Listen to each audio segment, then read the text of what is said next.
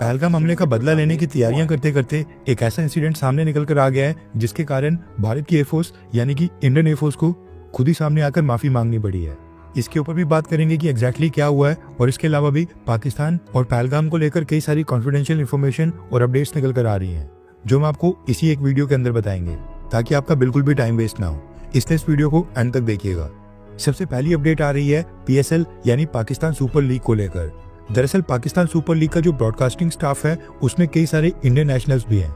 किसी भी broadcasting staff के अंदर कैमरा क्रू होता है, डायरेक्टर्स और एनालिस्ट होते हैं, ऑडियो टीम होती है, इसी तरह से ग्राफिक्स और रिप्ले टीम होती है, technical team, field reporters, social media और डिजिटल क्रू होता है। एंड जब ये सारे आपस में मिलकर काम करते हैं तब जाकर एक टूर्नामेंट टेलीविजन या फिर OTT के ऊपर ब्रॉडकास्ट होता है। न्यूज निकल कर आ रही है कि PSL की जो ब्रॉडकास्टिंग टीम है उसके अंदर भी कई सारे भारतीय काम कर रहे थे। पहलगाम हमले के बाद जब भारत सरकार ने सभी पाकिस्तानी नेशनल्स को 48 घंटे के अंदर भारत से पाकिस्तान वापस जाने के लिए कहा तो सामने से पाकिस्तान की सरकार ने भी सेम ऐसा ही स्टेप उठाते हुए पाकिस्तान में प्रेजेंट सभी इंडियंस को 48 घंटे के अंदर देश छोड़ने के लिए कह दिया था। लेकिन जो पाकिस्तान सुपर लीग और पाकिस्तान क्रिकेट बोर्ड है, इन लोगों ने पाकिस्तान की सरकार से परमिशन मांगी थी कि पाकिस्तान सुपर लीग के अंदर जो ब्रॉडकास्टिंग का स्टाफ है जो भारत से है उनको वहां पर रहने की परमिशन दी जाए जब तक टूर्नामेंट कंप्लीट नहीं हो जाता है। लेकिन अब न्यूज निकल कर आ रही है कि पाकिस्तान गवर्नमेंट ने भारतीय स्टाफ को किसी भी तरह की कंसेशन देने से इनकार कर दिया है और PSL की ब्रॉडकास्टिंग टीम के अंदर मौजूद सभी इंडियंस को वापस से भारत जाने के लिए कह दिया गया है। इसके बाद एक और अपडेट पाकिस्तान गवर्नमेंट को लेकर आ रही है। दरअसल पाकिस्तान की गवर्नमेंट ने अपने देश की ऑयल कंपनीज के लिए एक सर्कुलर जारी किया है। इस सर्कुलर के अंदर पाकिस्तान की गवर्नमेंट ने पाकिस्तानी ऑयल कंपनीज को कहा है कि वो डीजल और जेट फ्यूल को स्टॉक पाइल करना स्टार्ट कर दें, यानी अपने स्ट्रेटेजिक रिजर्व्स के अंदर डीजल और जेट फ्यूल की एक्स्ट्रा क्वांटिटी जमा कर दें। इससे पहले पाकिस्तान की ऑयल कंपनीज उतनी वॉल्यूम उठाती थी जितनी सेल होती थी। पाकिस्तान को डर है कि भारत के साथ किसी भी समय एक स्मॉल स्केल वॉर भी हो सकता है, एंड अगर स्मॉल स्केल वॉर होता है तो पाकिस्तान की सेना को अपने ट्रूप्स को मोबिलाइज करना पड़ सकता है। पाकिस्तान एयरफोर्स के प्लेन्स और फाइटर जेट्स की सॉर्टीज भी कई गुना ज्यादा बढ़ जाएगी। और पहलगाम हमले के बाद से पाकिस्तान एयरफोर्स के फाइटर जेट्स और प्लेन्स लगातार आसमान में गश्त कर रहे हैं। वॉर के समय डीजल और जेट फ्यूल की कमी ना हो जाए, इसलिए पाकिस्तान की गवर्नमेंट ने देश की ऑयल कंपनी से कहा है कि वो पर्याप्त मात्रा में डीजल और जेट फ्यूल के स्टॉक्स को मेंटेन करे। इसके बाद नेक्स्ट अपडेट आ रही है इंडियन एयरफोर्स को लेकर। ये जो आप विजुअल्स देख रहे हैं ये मध्य प्रदेश से आ रहे हैं। दरअसल पिछले कल मध्य प्रदेश की शिवपुर डिस्ट्रिक्ट में पिछोड़ नाम के एक टाउन में एक इंसिडेंट सामने आया जिसमें पता चला कि आसमान से अचानक से एक भारी भरकम मेटालिक ऑब्जेक्ट एक घर के ऊपर गिरती है, जिसके चलते घर की छत और 2 कमरों को नुकसान पहुंचता है। इस घटना में घर पूरी तरह से क्रैक हो गया है और घर के पास खड़ी गाड़ी को भी नुकसान पहुंचा है। जैसे इस इंसिडेंट की न्यूज सामने निकल कर आई उसके कुछ ही घंटों के अंदर इंडियन एयरफोर्स ने एक स्टेटमेंट जारी करके इस इंसिडेंट की जिम्मेदारी ले ली है। इंडियन एयरफोर्स ने इस इंसिडेंट को एक एक्सीडेंट बताया है और कहा है कि यह घटना इंडियन एयरफोर्स के एयरक्राफ्ट से एक नॉन एक्सप्लोजिव एरियल स्टोर गिराए जाने के कारण हुई है और कहा है कि यह घटना इंडियन एयरफोर्स के एयरक्राफ्ट से नॉन एक्सप्लोजिव एरियल स्टोर गिराए जाने के कारण हुई है। इंडियन एयरफोर्स ने कहा है कि इस एक्सीडेंट के लिए उनको बिल्कुल अफसोस है एंड इसको लेकर इंडियन एयरफोर्स ने एक इंक्वायरी भी स्टार्ट करने के आदेश दे दिए हैं। वैसे जिनको नहीं पता उनकी जानकारी के लिए बता दूं कि नॉन एक्सप्लोजिव एरियल स्टोर ऐसे मटेरियल्स को कहा जाता है जो एयरक्राफ्ट या फिर फाइटर जेट्स के साथ अटैच होते हैं लेकिन उनके अंदर एक्सप्लोजिव्स या फिर ब्लास्ट मटेरियल्स नहीं होते हैं। उदाहरण के लिए fuel tanks, sensors, practice bombs या फिर डमी इक्विपमेंट। ट्रेनिंग मिशंस या फिर प्रैक्टिस के दौरान किसी भी देश की एयरफोर्स अपने फाइटर जेट्स या फिर प्लेन्स के ऊपर इस तरह के नॉन एक्सप्लोजिव एरियल स्टोर का इस्तेमाल करती है। फॉर एग्जांपल अगर किसी भी इक्विपमेंट को एक जगह से दूसरी जगह ले जाने की प्रैक्टिस करनी हो तो फिर एक डमी इक्विपमेंट को लिफ्ट किया जाता है। ऐसी अगर फाइटर जेट से बॉम्बिंग की प्रैक्टिस करनी हो तो फिर उसमें भी डमी बॉम्ब्स का इस्तेमाल किया जाता है जिनका वेट और स्ट्रक्चर एक्चुअल बॉम्ब्स की तरह ही होता है लेकिन उनके अंदर एक्सप्लोजिव्स या फिर ब्लास्ट मटेरियल्स नहीं होते हैं। इसके साथ ही जब 2 देशों के फाइटर जेट्स डॉग फाइट्स में इन्वॉल्व होते हैं तो उस समय कई बार पायलट्स को अपने एक्सटर्नल फ्यूल टैंक्स को भी ड्रॉप करना पड़ता है ताकि फाइटर जेट्स की स्पीड को बढ़ाया जा सके और फाइटर जेट्स आसमान में उड़ान के दौरान और भी मैन्यूवर कर पाएं। एंड डॉग फाइट्स के अंदर एनिमी कंट्री के जेट से बचने के लिए ऐसा किया जाता है। अब जब ट्रेनिंग मिशंस के दौरान इस तरह के ड्रॉप्स की प्रैक्टिस की जाती है तो जेट फ्यूल से भरे असली फ्यूल टैंक्स का इस्तेमाल नहीं किया जाता है, एक non explosive dummy fuel tank का इस्तेमाल किया जाता है जिसका वेट भरे हुए फ्यूल टैंक के बराबर होता है। सेम इसी तरह से डमी इक्विपमेंट का इस्तेमाल किया जाता है। इसलिए हो सकता है कि ट्रेनिंग मिशंस के दौरान इंडियन एयरफोर्स के किसी पायलट ने गलती से ये नॉन एक्सप्लोजिव एरियल स्टोर एक पॉपुलेट एरिया में गिरा दिया होगा। अब ये जानबूझकर तो बिल्कुल नहीं गिराया गया होगा, या फिर ये पायलट या फिर टेक्निकल सपोर्ट स्टाफ की कोई ह्यूमन एरर होगी या फिर कोई टेक्निकल फेलियर का इंसिडेंट होगा। इसलिए इंडियन एयरफोर्स ने एक तरह से अपनी गलती मानते हुए सफाई पेश की है।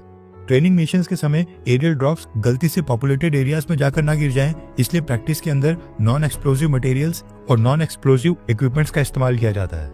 एंड हम सबको पता है कि पहलगाम हमले के कारण इस समय इंडियन एयरफोर्स हाई अलर्ट के ऊपर है और देश के अंदर कई सारे ट्रेनिंग मिशंस लगातार किए जा रहे हैं और ऐसे किसी ट्रेनिंग मिशन के अंदर ये एक्सीडेंट हो गया होगा।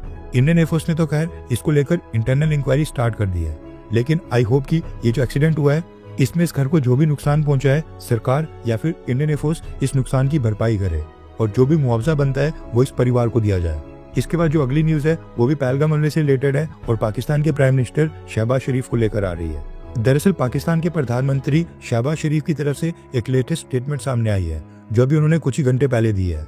इस स्टेटमेंट में शहबाज शरीफ ने कहा है कि पाकिस्तान पहलगाम हमले को लेकर भारत के साथ मिलकर एक न्यूट्रल और ट्रांसपेरेंट इन्वेस्टिगेशन करने के लिए तैयार है। इस इन्वेस्टिगेशन टीम में भारत और पाकिस्तान के एक्सपर्ट शामिल होंगे और भारत को पाकिस्तान के साथ सबूत साझा करने होंगे और दोनों देश मिलकर इस पहलगाम हमले के दोषियों को पकड़ेंगे। ये तो चलो भारत के रिस्पॉन्स के डर से शहबाज शरीफ की पैंट गिली हो गई है। शहबाज शरीफ शायद भूल गए हैं कि भारत ने मुंबई हमले को लेकर भी काफी सारे सबूत पाकिस्तान की सरकार को दिए थे। आज तक पाकिस्तान की सरकार ने उनके दोषियों को सजा नहीं दी है। इसके साथ ही अगली न्यूज आ रही है पहलगाम हमले की जिम्मेदारी लेने वाले द रेजिस्टेंस फ्रंट आतंकी संगठन को लेकर। दरअसल न्यूज निकल कर आ रही है कि द रेजिस्टेंस फ्रंट नाम का आतंकी संगठन भी अब पीछे हट गया है। द रेजिस्टेंस फ्रंट यानी कि TRF, जो अपने आप को कश्मीर बेस्ड आतंकी संगठन बताते हैं, ये पाकिस्तान बेस्ड आतंकी संगठन लश्कर ए तैयबा की एक्सटेंशन है। इन्होंने पहलगाम हमले की रिस्पॉन्सिबिलिटी ली थी, लेकिन अभी कुछ ही घंटे पहले एक दोबारा से प्रेस रिलीज जारी करके द रेजिस्टेंस फ्रंट ने कहा है कि पहलगाम हमले के अंदर उनकी कोई भी भूमिका नहीं थी। TRF का कहना है कि साइबर इंट्रूजन के कारण किसी और पार्टी ने द रेजिस्टेंस फ्रंट का नाम बदनाम करने की कोशिश की है। हम इसकी इंटरनल इन्वेस्टिगेशन कर रहे हैं कि ये गलती कैसे हुई और इनिशियल इन्वेस्टिगेशन से पता चला है कि भारत के साइबर इंटेलिजेंस ऑपरेटिव्स ने द रेजिस्टेंस फ्रंट को बदनाम करने के लिए इस हमले की जिम्मेदारी हमारे ऊपर डाली थी ताकि भारत सरकार को इस हमले में पॉलिटिकल गेन मिले। यानी कि अब TRF की भी पैंट गिली हो गई है और ये भी इस हमले से पीछे हट रहे हैं। इसके साथ ही न्यूज निकल कर आ रही है कि सऊदी अरब ने भी अब भारत और पाकिस्तान के बीच टेंशन को कम करने की कोशिशें स्टार्ट कर दी है। सऊदी अरब ने मीडिएटर का रोल निभाने की स्टेटमेंट तो नहीं दी है, लेकिन न्यूज निकल कर आ रही है कि सऊदी अरब के विदेश मंत्री पिछले 2-3 दिनों के अंदर लगातार भारत के विदेश मंत्री जयशंकर सर और पाकिस्तान के विदेश मंत्री के साथ फोन कॉल के ऊपर दोनों को लूप में लेकर बात कर रहे हैं। सऊदी अरब भारत के ऊपर प्रेशर डाल रहा है कि भारत इस सिचुएशन को और एस्केलेट ना करे और पाकिस्तान पर प्रेशर डाल रहा है कि कुछ आतंकी संगठन के कमांडर्स को भारत को सौंप दिया जाए। साल 2016 में उड़ी हमले और साल 2019 में पुलवामा हमले के बाद भारत ने सर्जिकल स्ट्राइक्स और एयर स्ट्राइक्स की थी। उनके अंदर इंडियन आर्मी और इंडियन एयरफोर्स शामिल थी और इनको बदला लेने का मौका मिला था। लेकिन इस बार सोशल मीडिया के ऊपर कई सारी अनकन्फर्म्ड सोर्सेज के हवाले से रिपोर्ट्स निकल कर आ रही हैं कि पहलगाम हमले का जो बदला लिया जाएगा इसमें इंडियन नेवी का काफी क्रूशियल रोल होने वाला है। इसलिए भारत ने न सिर्फ इंडियन नेवी के नेवल स्ट्राइक ग्रुप को अरेबियन सी में डिप्लॉय किया है, बल्कि 2 न्यूक्लियर पावर्ड सबमरीन्स भी समुद्र में उतार दी है। इसलिए माना जा रहा है कि इस बार इंडियन नेवी को मौका दिया जाएगा। वैसे हम सब वेट कर रहे हैं कि कब भारतीय सेना पहलगाम का बदला लेगी, लेकिन आपको क्या लगता है कि पाकिस्तान जो न्यूक्लियर वेपन्स इस्तेमाल करने की धमकी देता है, क्या अगर एक स्मॉल स्केल वॉर शुरू भी हो जाए तो क्या पाकिस्तान में इतनी हिम्मत है कि वो भारत के ऊपर न्यूक्लियर वेपन से हमला कर दे? हाँ या फिर ना, वो बस प्रेशर बनाने के लिए धमकी देता है? नीचे कमेंट करके अपनी राय जरूर बताएं।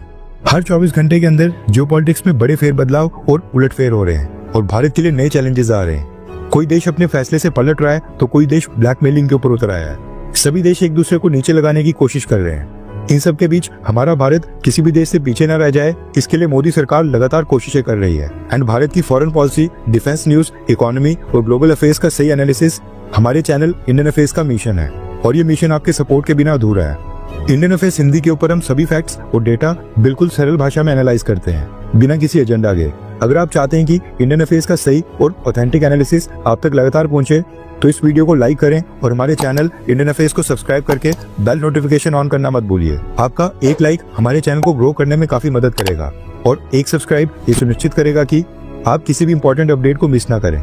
अगर आपने हमारे चैनल को पहले से सब्सक्राइब किया है तो दिल से धन्यवाद। जय हिंद, वंदे मातरम।